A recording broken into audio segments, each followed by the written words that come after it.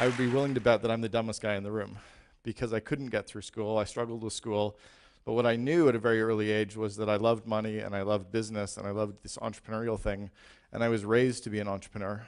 And what I've been really passionate about ever since, and I've never spoken about this ever until now. So this is the first time anyone's ever heard it, except my wife 3 days ago, because she said, "What are you talking about?"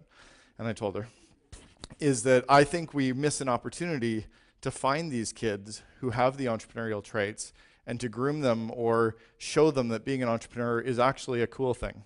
It's not something that is a bad thing and is vilified, which is what happens in a lot of society.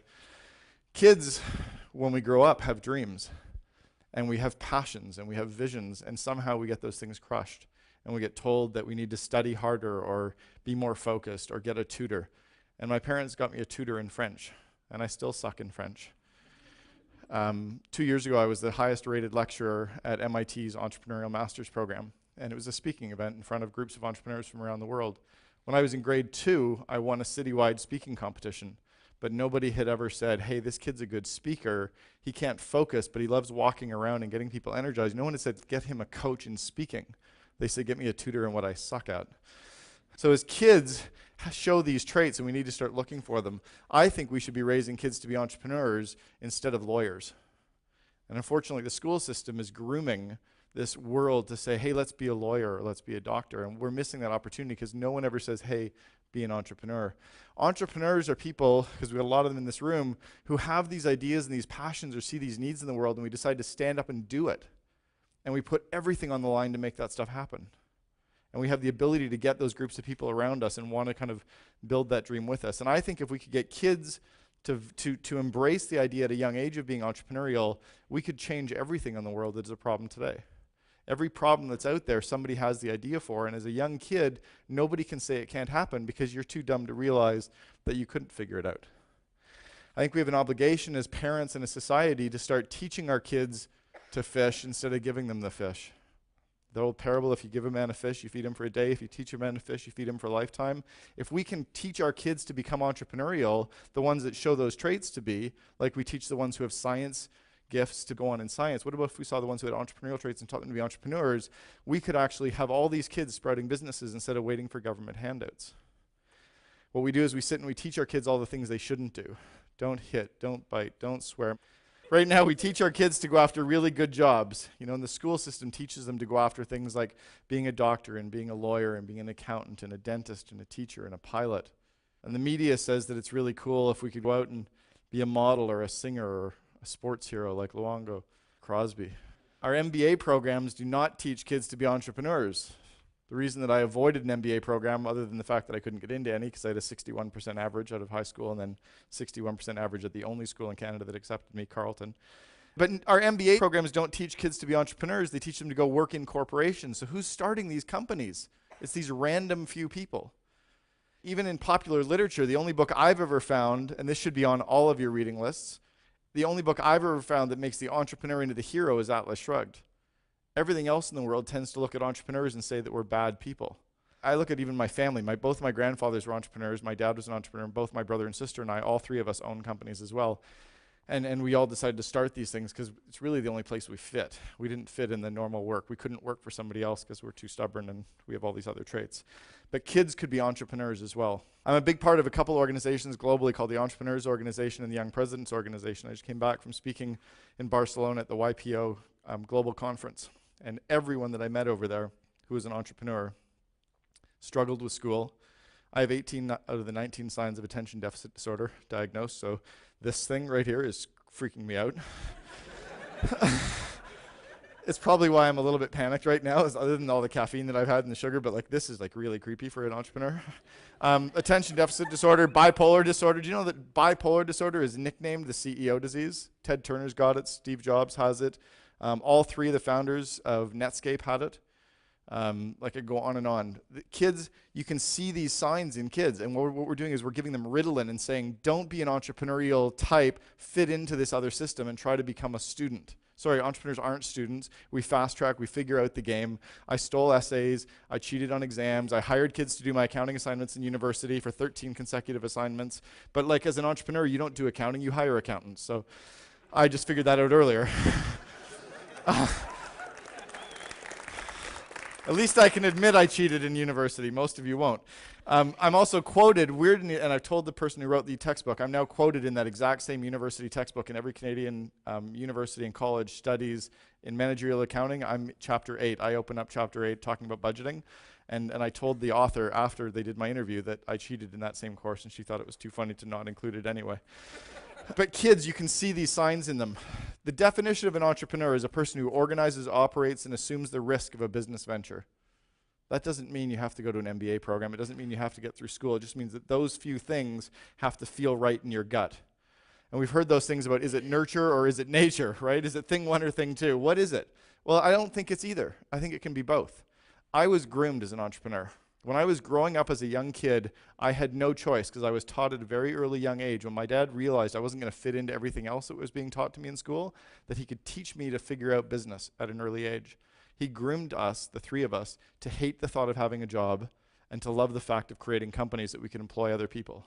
My first little business venture, I was 7 years old. I was in Winnipeg, and I was lying in my bedroom with one of those long extension cords, and I was calling all of the dry cleaners in Winnipeg to find out how much would the dry cleaners pay me for coat hangers.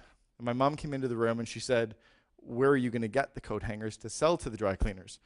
And I said, let's go and look in the basement. And we went down to the basement, and I opened up this cupboard, and there was about 1,000 coat hangers that I'd collected, because when I told her I was going out to play with the kids, I was going door to door in the neighborhood to collect coat hangers to put in the basement to sell, because I saw her a few weeks before that, you could get paid. They used to pay you 2 cents per coat hanger.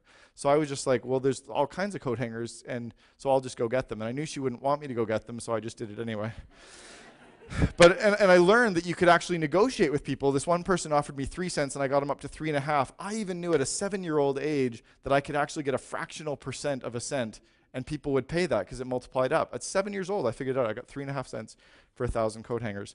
I sold license plate protectors door to door. My dad actually made me go find someone who would sell me these things at wholesale, and at 9 years old, I walked around in the city of Sudbury selling license plate protectors door to door to houses. And I remember this one customer who so vividly, because I also did some other stuff with these clients. I sold newspapers, and he wouldn't buy a newspaper from me ever, but I was convinced I was going to get him to buy a license plate protector.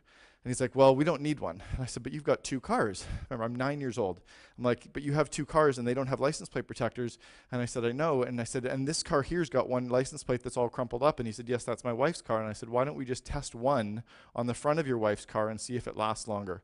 So I knew there were 2 cars with 2 license plates on each. If I couldn't sell all 4, I could at least get one. I learned that at a young age.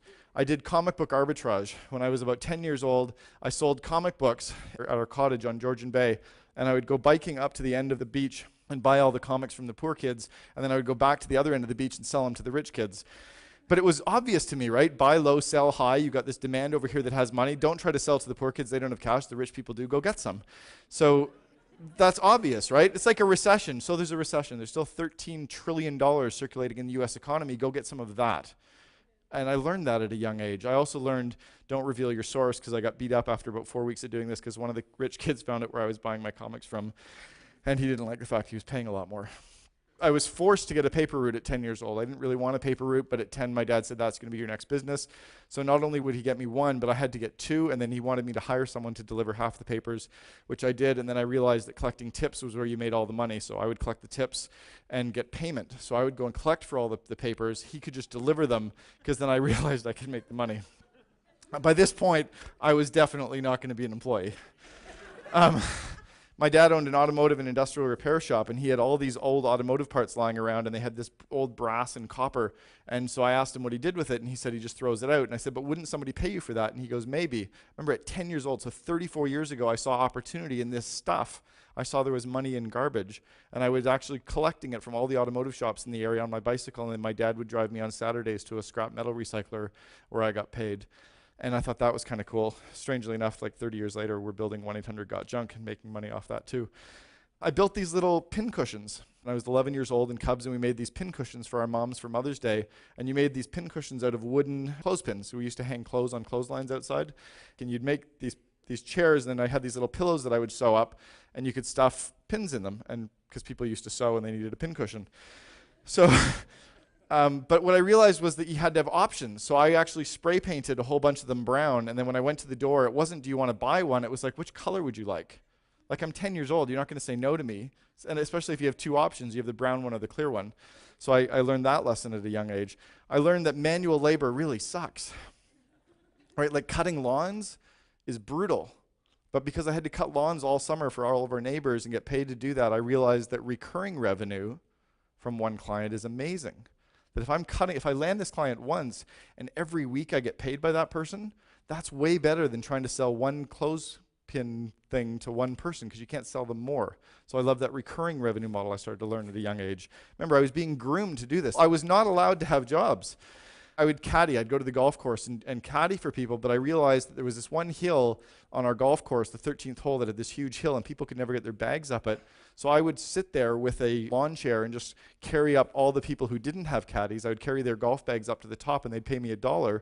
Meanwhile, my friends were working for 5 hours to haul some guy's bag around and get paid $10. I'm like, that's stupid, because you have to work for 5 hours. That doesn't make any sense. You just figure out a way to make more money faster. Every week, I would go to the corner store and buy all these pops, and I would go up and deliver them to these 70-year-old women playing bridge. And they'd give me their orders for the following week, and then I would just deliver pop, and I just charged twice. And I had this captured market. You didn't need contracts. You just needed to have a supply and demand, and this audience who bought into you. These women weren't going to go to anybody else because they liked me, and I kind of figured it out. I went and got golf balls from golf courses, but everybody else was like looking in the bush and looking in the ditches for golf balls. I'm like, screw that. They're all in the pond, and nobody's going into the pond. So I would go into the ponds and crawl around and pick them up with my toes. You just pick them up with both feet, and you can't do it on stage. And and you get the golf balls, and then you just throw them in your bathing suit trunks, and when you're done, you got a couple hundred of them. But the problem is that people didn't all want all the golf balls, so I just packaged them. I'm like 12, right? I packaged them up 3 ways. I had the Pinnacles and DDHs and the really cool ones back then. Those sold for $2 each, and then I had all the good ones that didn't look crappy. They were 50 cents each, and then I'd sell 50 at a time of all the crappy ones, and they could use those for practice balls. And I sold sunglasses when I was in school to all the kids in high school. This is what really kind of gets everybody hating you, is because you're trying to extract money from all your friends all the time. But it paid the bills. So I sold lots and lots of sunglasses. And then when the school shut me down, the school actually called me into the office and told me I couldn't do it. So I went to the gas stations and I sold lots of them to the gas stations and had the gas stations sell them to their customers. And that was cool, because then I had retail outlets. And I think I was 14. And then I paid my entire way through first year university at Carleton by selling wineskins door to door. You know that you can hold a 40-ounce bottle of rum and 2 bottles of Coke in a wineskin? So what, right? Yeah, but you know what? You stuff that down your shorts. When you go into a football game, you can get booze in for free. Everybody bought them. Supply, demand, big opportunity. I also branded it, so I sold them for 5 times the normal cost. I had our university logo on it. You know, we teach our kids and we buy them games, but why don't we get them games if they're entrepreneurial kids that kind of nurture the traits that you need to be entrepreneurs? Why don't you teach them not to waste money? I remember being told to walk out into the middle of a street in Banff, Alberta, because I'd thrown a penny out in the street. And my dad said, go pick it up. He said, I worked too damn hard for my money. I'm not going to see you ever waste a penny. And I remember that lesson to this day. Allowances teach kids the wrong habits. Allowances by nature are teaching kids to think about a job. An entrepreneur doesn't expect a regular paycheck. Allowance is breeding kids at a young age to expect a regular paycheck. That's wrong for me if you want to raise entrepreneurs. What I do with my kids now, I've got 2, 9 and 7, is I teach them to walk around the house and the yard looking for stuff that needs to get done, come to me and tell me what it is, or I'll come to them and say, here's what I need done. And then you know what we do? We negotiate. They go around looking for what it is, but then we negotiate on what they're going to get paid. And then they don't have a regular check, but they have more opportunities to find more stuff, and they learn the skill of negotiating, and they learn the skill of finding opportunities as well. You breed that kind of stuff. Each of my kids has 2 piggy banks. 50% of all the money that they earn or get gifted, 50% goes in their house account, 50% goes in their toy account. Anything in their toy account they can spend on whatever they want. The 50% that goes in their house account every 6 months goes to the bank. They walk up with me. Every year, all the money in the bank goes to their broker. Both my 9 and 7-year-olds have a stockbroker already. But I'm teaching them to force that savings habit. It drives me crazy that 30-year-olds are saying, maybe I'll start contributing to my RRSP now. Shit, you've missed 25 years. Like, you can teach those habits to young kids when they don't even feel the pain yet. Don't read them bedtime stories every night. Maybe 4 nights out of the week read them bedtime stories, and 3 nights of the week have them tell stories. Why don't you sit down with kids and give them 4 items, a red shirt, a blue tie, a kangaroo, and a laptop, and have them tell a story about those 4 things. My kids do that all the time. It teaches them to sell. It teaches them creativity. It teaches them to think on their feet. Just do that kind of stuff and have fun with it. Get kids to stand up in front of groups and talk, even if it's just stand up in front of their friends and do plays and have speeches. Those are entrepreneurial traits that you want to be nurturing. Show the kids what bad customers or bad employees look like. Show them the grumpy employees. When you see grumpy customer service, point that out to them. Say, by the way, that guy's a crappy employee. And say, these ones are good ones. If you go into a restaurant and you have bad customer service, show them what bad customer service looks like. Right? We have all these lessons in front of us that we don't take those opportunities. We teach kids to go get a tutor. Imagine if you actually took all the kids' junk that's in the house right now, all the toys that they're outgrown 2 years ago, and said, why don't we start selling some of this on Craigslist and Kijiji? And they can actually sell it and learn how to find scammers when they get email offers come in. They can come into your account or a sub-account or whatever, but teach them how to fix the price, guess the price, pull up the logos or the photos, teach them how to do that kind of stuff and make money. And then the money they get, 50% goes in their house account, 50% goes in their toy account. My kids love this stuff. Some of the entrepreneurial traits that you got to nurture in kids: attainment, tenacity, leadership, introspection, interdependence, values. All these traits you can find in young kids and you can help nurture them. Look for that kind of stuff. There's 2 traits that I want you to also look out for that we don't kind of get out of their system. Don't medicate kids for attention deficit disorder unless it is really, really freaking bad. The same with the whole things on mania and stress and depression. Like, unless it is so clinically brutal, man. Bipolar disorder is nicknamed the CEO disease. When Steve Jurvitz and Jim Clark and Jim Barksdale have all got it, and they built Netscape, imagine if they were given Ritalin, we wouldn't have that stuff, right? Al Gore would have really had to have invented the internet. These skills are the skills that we should be teaching in the classroom as well as everything else. I'm not saying don't get kids to want to be lawyers, but how about getting entrepreneurship to be ranked right up there with the rest of them as well? Because there's huge opportunities in that. I want to close with a quick little video. It's a video that was done by one of the companies that I mentor, these guys, Grasshopper. It's about kids. It's about entrepreneurship. Hopefully this inspires you to take what you've heard from me and do something with it to change the world.